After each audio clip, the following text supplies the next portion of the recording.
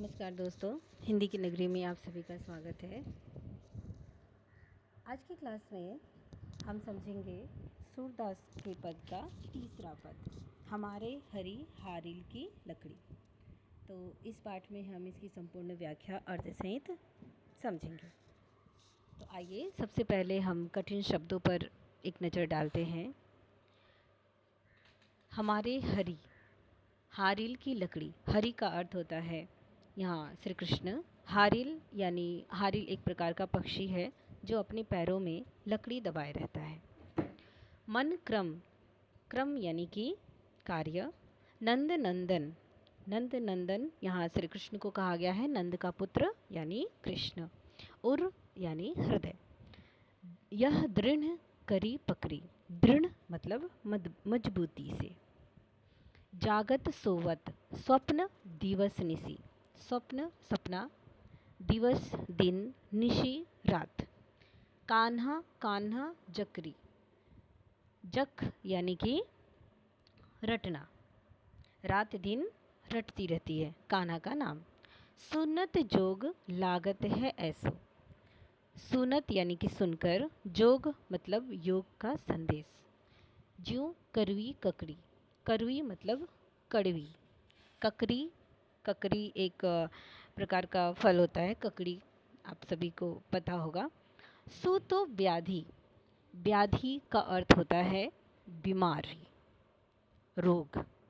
हमको ले आए देखी सुनी न करी, यह तो सुर तिन्ही ले सौंपो, तिन्ही मतलब उनको, ले सौंपो लेकर सौंप दो, जिनके मन चक्री, मन चक्री का अर्थ होता है जिनका मन चंचल है, स्थिर नहीं है।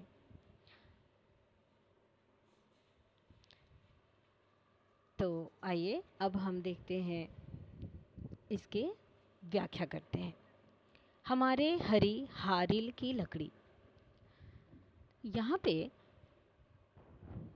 गोपिया उद्धव से कहती है कि हमारे हरि जो है वो हारिल की लकड़ी के समान है।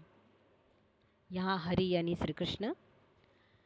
मन क्रम वचन नंद नंदन उर यह दृढ़ करी पकड़ी, जिस तरह से हारिल पक्षी अपने पंजे में लकड़ी को दबाए रहता है, उसे छोड़ता नहीं है, उसी प्रकार गोपिया कहती है कि हमने भी अपने मन वचन और कर्म से श्री कृष्ण को दृढ़ता पूर्वक अपने हृदय में बसाया हुआ है और हम उन्हें छोड़ नहीं सकती।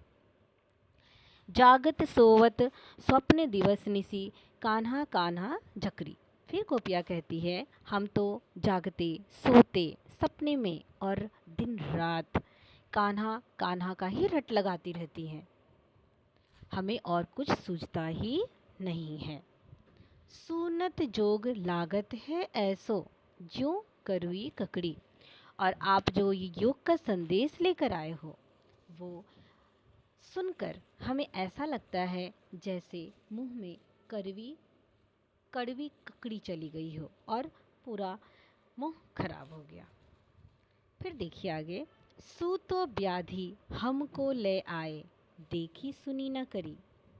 फिर गोपिया कहती है आप जो ये योग का संदेश हमारे लिए लाए हो वो हमें ऐसा लग रहा है जैसे कोई एक बीमारी है और इसे हमने पहले कभी भी नहीं देखा, नहीं सुना इसके बारे में और ना ही कभी इसका व्यवहार करके ही देखा है।